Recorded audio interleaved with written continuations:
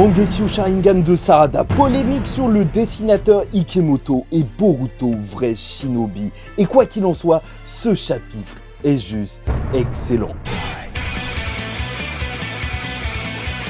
Mesdames et messieurs, ici Chage et on se retrouve aujourd'hui pour la review de l'excellent chapitre 80 de Boruto, ce que papa aurait fait. Et on va rentrer directement les pieds dans le plat, puisque la cover du chapitre, donc de ce chapitre 80 de Boruto, c'est Sarada, et c'est peut-être une des pires covers jamais vues pour Boruto, étant donné que, bien sûr, ça a soulevé une grosse polémique, déjà que les dessins d'Ikemoto, parfois, ils pouvaient être assez subjectif. On parle, je vous le rappelle quand même, de mineurs, d'enfants de 12 ans en majorité. Et là, t'as Sarada avec au centre de l'image son fiac. Et ça, c'est plutôt vraiment assez particulier. Franchement, je viens de regarder une série, The Glory, donc une série coréenne, un drama, où il y avait un prof qui prenait des photos comme ça d'enfants au niveau justement de leurs fesses. Et crois-moi, il mérite des baffes. Même si, comme d'habitude, il y en a qui vont pas aimer que je souligne ce problème pour moi, mais voilà, au bout d'un moment, je préfère être honnête. Bizarre, Nicolas. Je rajoute ça au montage vu que j'ai la haine contre Ikemoto et que pourquoi pas en rajouter. Oui, en termes de proportion, déjà, j'aime pas ces dessins, je trouve que c'est pas forcément correct. Et surtout, là, même lors de ce chapitre qui est juste incroyable en termes de narration, qu'est-ce qu'on voit? C'est un découpage qui est juste moyen, mid. En vrai, t'as des cases rectangles, t'as des cases carrées, t'as pas de pages impactantes, mais tu as des dessins impactants. Purée, c'est dommage que ce soit pas Kishimoto. Nicolas. Et donc, dès le début du chapitre, en fait, c'est assez drôle dans un certain sens, puisque ça va aussi s'ouvrir sur un autre fiac, celui de Boruto, qui est pourchassé. Et donc, le premier gros sujet, ça va être Kawaki.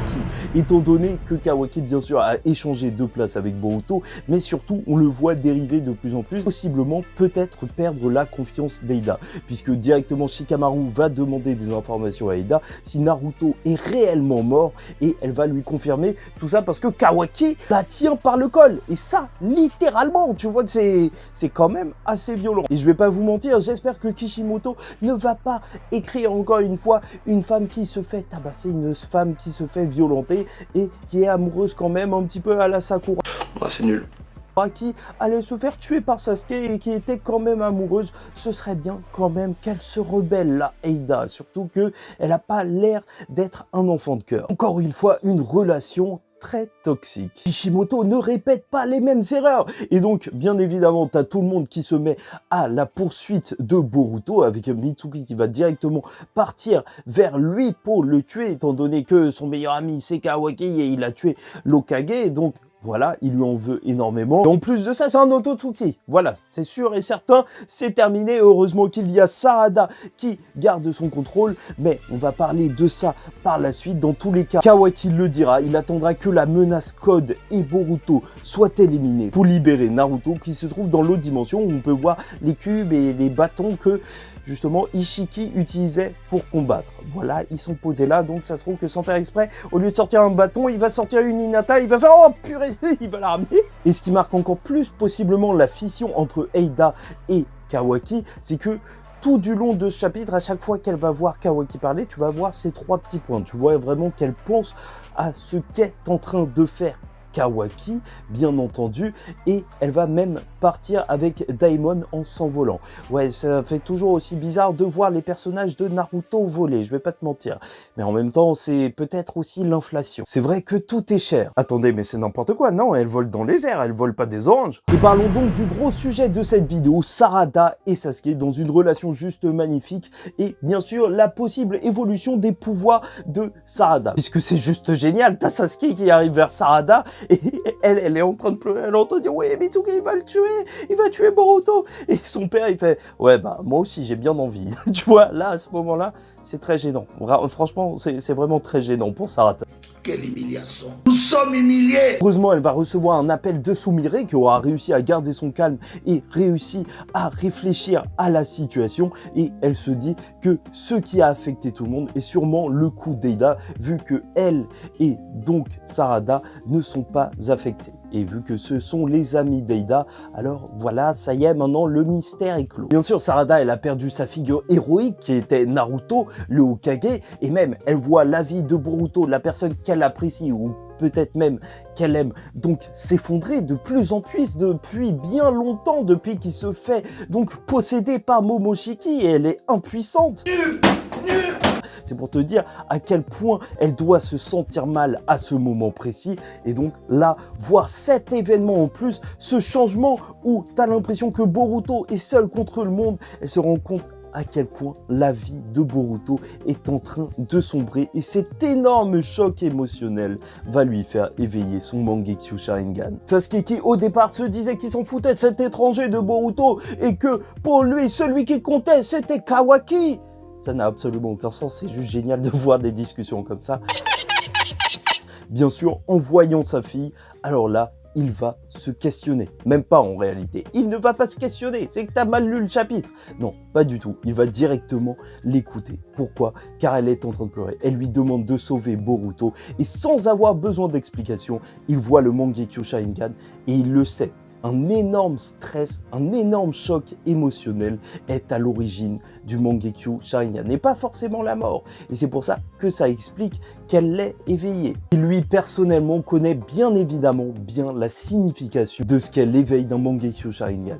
Et donc, que ses sentiments, en tout cas, sont vrais. Et c'est pour ça qu'il va partir directement. Ça, je sais pas si vous vous rendez compte à quel point c'est incroyable en termes d'écriture, en fait. On pensait tous à la manière dont Sarada allait obtenir son Mangekyo Sharingan.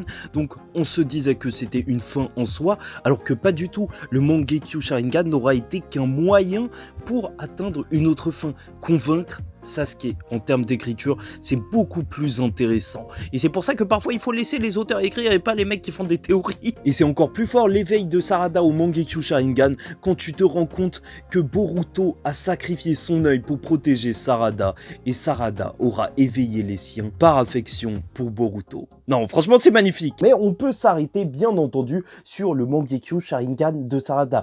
Qu'est-ce que ça implique étant donné que voilà, elle a vraiment eu une activation différente d'autres personnages dans l'histoire globale de Naruto, donc des personnes qui ont souffert de la mort d'un être cher, qui ont souvent éveillé cette pupille par la haine. Cette fois, Sarada l'a peut-être, elle, éveillée plus par l'amour, même si les sentiments sont liés, et c'est toute l'histoire du clan Uchiha, donc que par la haine. Et c'est pour ça qu'on pourrait même assister à autre chose que ce qu'on a déjà vu. Tu l'auras vu ici, mais peut-être même un autre type de Susanoo. Peut-être un Susanoo qui ne représenterait pas la mort, mais plutôt l'amour.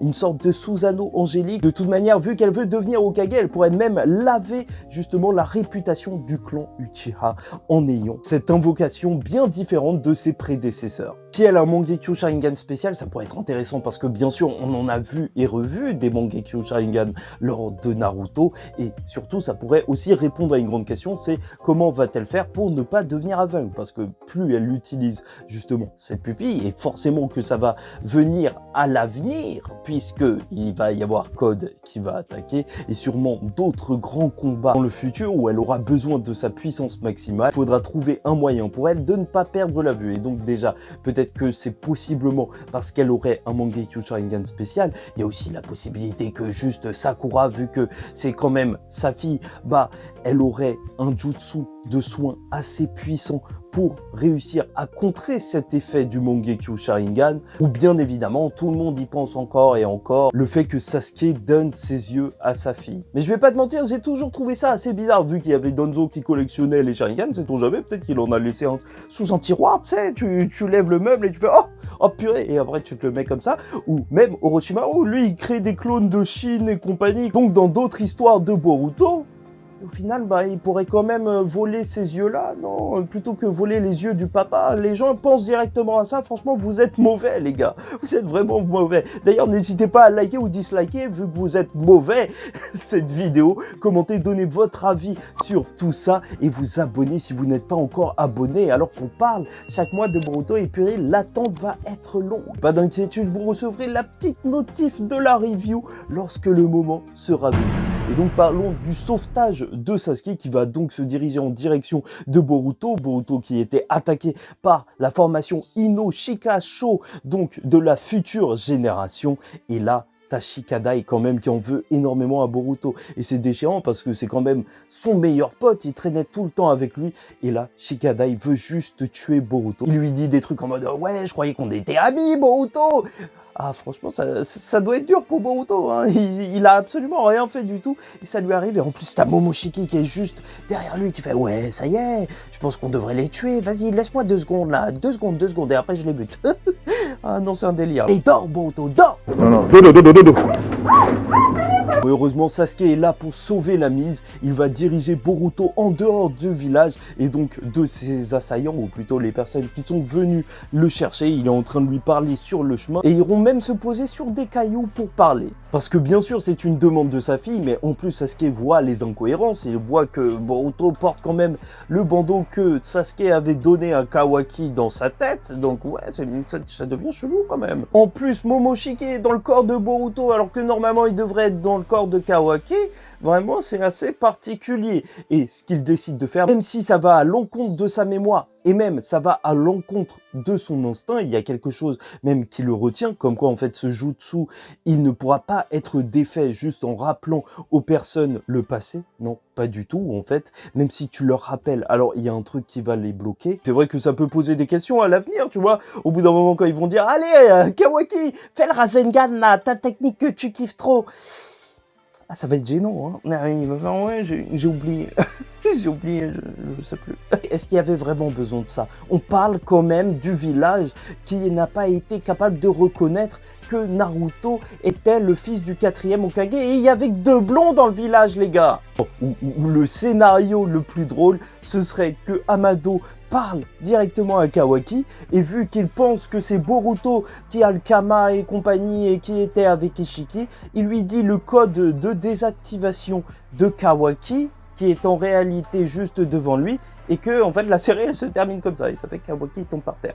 Tu vois, ce serait complètement zinzin. Je sais pas si tu m'as suivi mais ce serait génial ou complètement débile en fait. Et franchement je me dis que ça doit être juste terrible de pas pouvoir faire confiance même en sa propre mémoire et donc Sasuke lui décide d'écouter sa fille et ça c'est juste magnifique. Et de toute façon même je vous en avais parlé le mois dernier que Sasuke il pourrait croire sa fille quoi qu'il en soit, même si tout était contre lui, même si ses propres souvenirs étaient contre lui. Et ça pourrait marquer le fait que ce soit un bon père, parce qu'au final, sinon, dans l'histoire, bah, tu le vois juste, ok, protéger sa fille de temps en temps, mais surtout, ne pas être là. Donc, ouais, ça faisait un petit peu de tâche. Donc là, ça y est, père de l'année.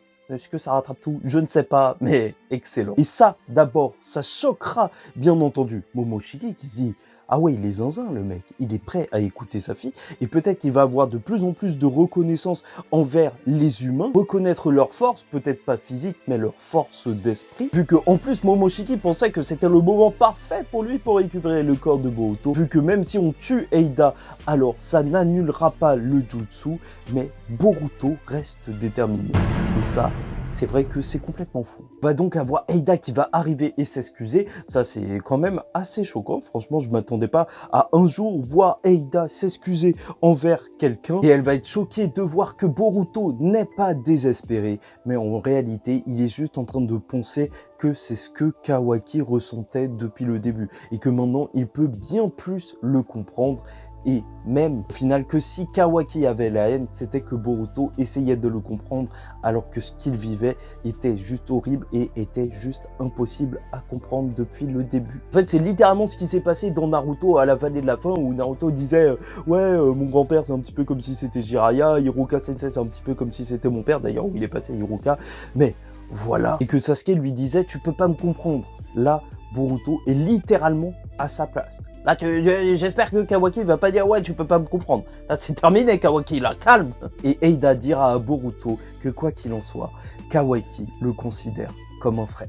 Bon, je t'avoue que certains auraient pété un câble en entendant ça et dans un univers parallèle, Boruto, il aurait entendu ça, il aurait foutu une droite à Eida et même à Kawaki parce que, non, là, c'est peut-être un peu trop, mais non, il reste déterminé. Ça fait extrêmement plaisir et c'est juste légendaire. Avec un Sasuke qui lui dit que son père était détesté de tous et qu'il avait réussi à être reconnu par le village et même par le monde entier des shinobi. Et Boruto qui annonce à Momoshiki qu'il n'a pas perdu car il est le fils fils de Naruto. Son sang coule dans ses veines. Il est un membre du clan Hyuga, le petit-fils de Minato, le 4e Hokage. Et surtout, il a la volonté du feu en tant que shinobi de Konoha. Et purée, c'est magnifique. Oh là là là là, oh, ça m'a donné des frites. Oh, c'est énorme. Clairement, pour lui, c'est de sa faute. Il a été faible et ça a forcé Kawaki à tenter de le tuer. S'il avait pris le dessus sur Momoshiki, s'il avait réussi à anéantir cette menace, alors Kawaki n'en serait pas arrivé là. Et il ne veut pas que Kawaki devienne celui qui aura tué son frère. Et purée, c'est beau, c'est beau. Là, le Boruto, il est digne d'un Hokage dans la manière dont il réfléchit. Et ça, littéralement, puisqu'il va dire, avec la pose ultra classe, Naruto en arrière, que de toute manière, c'est ce qu'aurait fait son père. Boruto, fils de Naruto. Même si les haters diront que le fils de Naruto, c'est Kawaki. Lavez-vous le cerveau.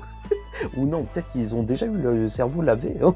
Et on termine donc le chapitre sur une scène d'au revoir qui est assez belle et pleine d'espoir en réalité, alors que, crois-moi, lors du dernier chapitre, je me disais que Boruto, la prochaine solution, c'était juste de se lancer un Rasengan dans la tête. Mais non, pas du tout. Il part avec Sasuke. Même le fait que Daimon lui dit « Ouais, deviens fort, comme ça on pourra combattre », et lui qui dit « Bon, je sais pas si j'arriverai à te battre un jour ». Je sais pas, je trouve que ça donne envie de tous les revoir alors qu'ils sont même pas encore partis. Sasuke s'en va avec lui, supervisera probablement son entraînement, sauf s'il retrouve Kashin Doji, qu'il y a aussi un entraînement en mode Sennin pour Boruto. Mais dans tous les cas, je trouve ça juste génial justement de revenir à ce que disait Sasuke, qu'il voulait être le Hokage de l'ombre, qu'il était prêt à même assumer toute la haine du monde entier. Là, il le fait. Tel Itachi, Sasuke fait la chose juste, même s'il est contre tout le village. T'as même Code qui dit détester Boruto, Kawaki qui dit que tout ça se terminera par la mort de Boruto. Donc avec cette page finale, juste lui qui est déterminé à devenir plus fort et surtout être reconnu de tous. Et purée, ça lance une vibe Naruto. Ah purée, ça met bien. Oui, là c'est le fils de Naruto. Là c'est bon. La hype Boruto est réelle car il est temps pour Boruto de montrer qu'il est le digne fils de Naruto Uzumaki. そうだ忍びの時代